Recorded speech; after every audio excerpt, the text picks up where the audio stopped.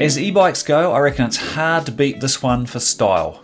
I first saw this bike in a magazine, and a quick Google, I discovered that it is a bike called the Scout, which is brought into New Zealand by a company called boostbikes.com. But if you are in the US, this very same bike is called the Cheetah, and it is sold by a company called civvybikes.com. And I'll put the links to both those websites down below in the description. Now, I loved the look of this bike, so I reached out to Boost Bikes here in New Zealand and asked if there was any bikes I could have a demo. And they very kindly hooked me up with a local bike shop here called Bikes and Barbers, and they had one here that I could pick up and have a go with. Now, here's a few facts on the bike. It is obviously a retro-styled cruiser bike, similar to the old-style vintage motorbikes. It has a rear Bafang hub drive motor, and here in New Zealand is available in 3 variations, being the 300, 500 and 750 watt hub drive motors, and also a bunch of different colour options. I really liked the look of the matte black and tan model, which is the one that I got, which is also the 750 watt model. It is powered by a 48 volt, 17.5 amp hour battery, and the 750 watt model I had has an advertised range of between 30 and 70 kilometers, or 18 to 43 miles. The battery is housed under the petrol tank looking design on the top tube of the bike, with its charging port located under there. It has an estimated charge time of between 4 and 6 hours.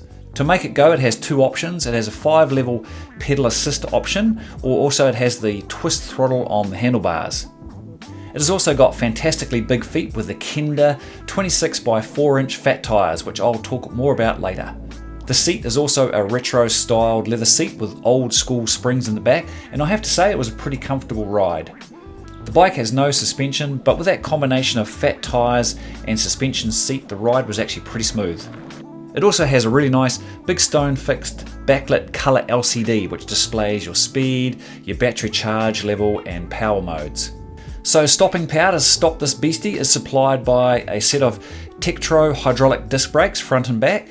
And you can read about all the other stats of the bike on the links below to the bike's website. So when I went to pick up this bike for a demo from a local bike shop, I asked Stan what he thought about this bike. So I am here with Stan in a local bike shop called Bikes and Barbers, and I'm about to pick up the Scout e-bike. Stan, what do you think this bike is for, and who do you think this bike is for? First of all, I think this bike is for people who like school bikes. I mean, this one is really, really nice. It looks really, really nice. It's big. Yes. It's definitely the ultimate cruiser. So it's all about comfort and style. It's got a ton of power. You don't have to make a lot of efforts to pedal or anything. It's got 750 watts engine at the back. Basically, you're just turning the pedals, and you even have an accelerator, so you just twist the accelerator and the bike goes. So a stylish cruiser. Definitely. Rightio, it's a beautiful Monday morning, and I am doing what I reckon this bike is probably ideally suited for, and that is, check for that car behind me, I'm heading into my local village to do a few chores and have a cup of coffee. So not sure why I'm pedaling. I don't really have to pedal. I just feel I should be turning my legs. Now, I've only got this bike for 24 hours, and the people at Boost Bikes and Bikes and Barber kindly lent it to me to have a go on.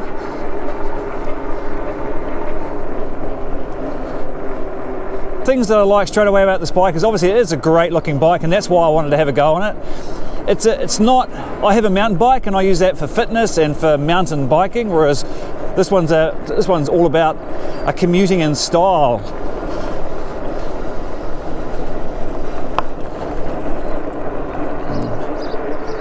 Size-wise, I am quite tall. I'm about 6'3", and I had to put the seat up near the top, but it actually is still a pretty good It's still a pretty good fit for big guys. If you perhaps aren't so tall, you might find it quite big.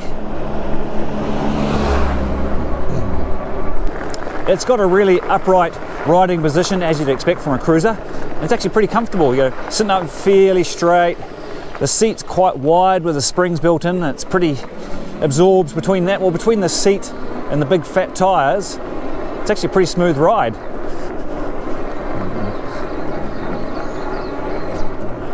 Another thing I really like about this bike is the display here. The little LCD display is actually really nice. It's really bright, gives you your speed, your battery, what power setting you're in. I actually feel like I'm going too fast for this. It almost feels like I'm going too fast for this track, actually. It's a lot faster than I normally go on my mountain bike in here.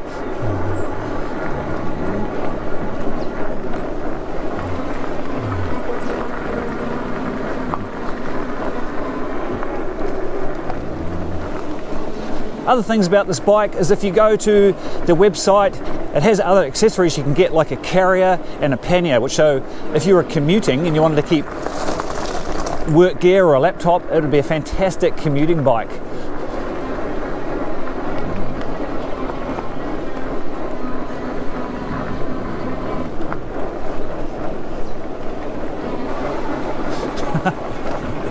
It just puts a smile on your face when you're riding it.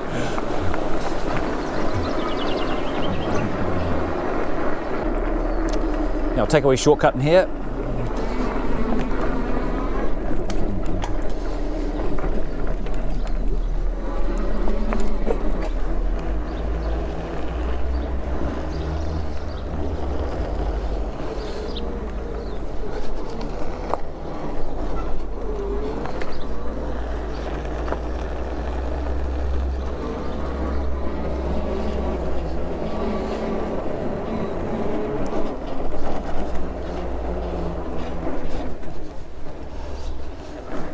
And back out.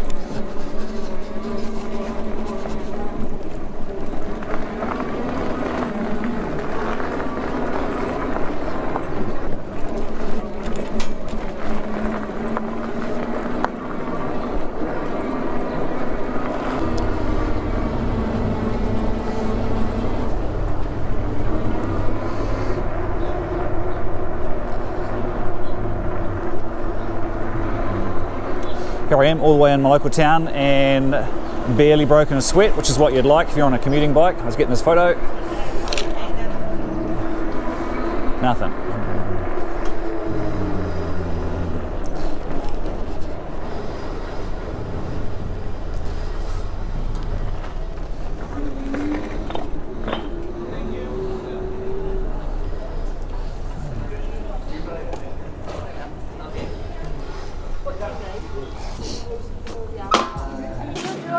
He never dropped. I think he dropped.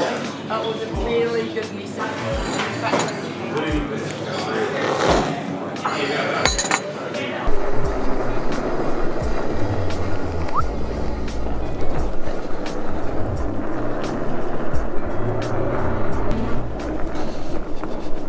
G'day.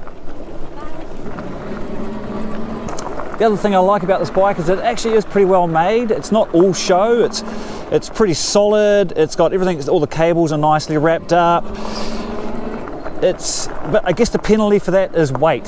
So I guess if we're going to get onto perhaps some of the downsides, and that is, it's a heavy bike. I think comes in at around 33 kilograms. So it takes a fair bit of lifting on and off your carrier if you're going to put it on a bike rack. But then again, weight is not why you're buying, or a lightweight bike is not why you're buying this bike. The other thing I'm not so sure about is I find when the engine engages or the rear electric motor engages, it takes a while to come off. So it accelerates and then I stop pedaling or de-accelerate and it still carries on, which kind of is a little bit unnerving sometimes. But that's kind of been picky.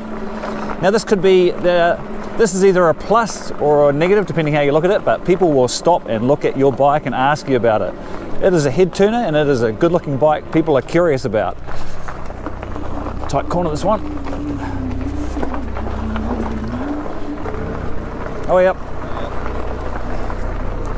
I've got to watch here for cars.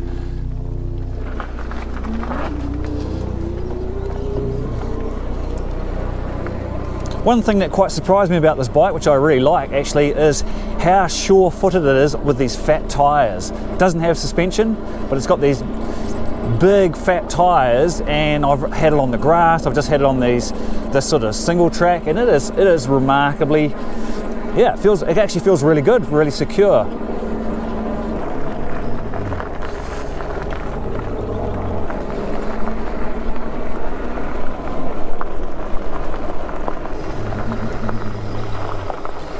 Bit of off-road coming up.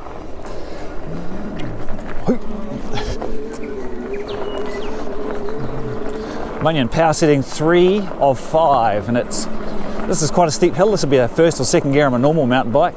It is no worries.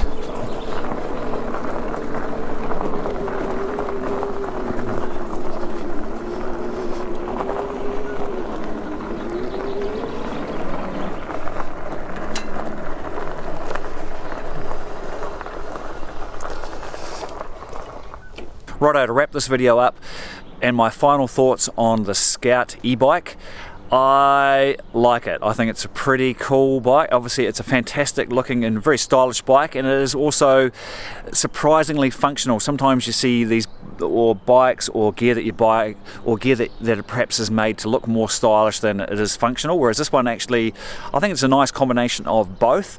So if I was in the market for a commuting style of e-bike for kicking around my local town, or perhaps commuting to work, would I buy one? And I'd have to say yes, I would.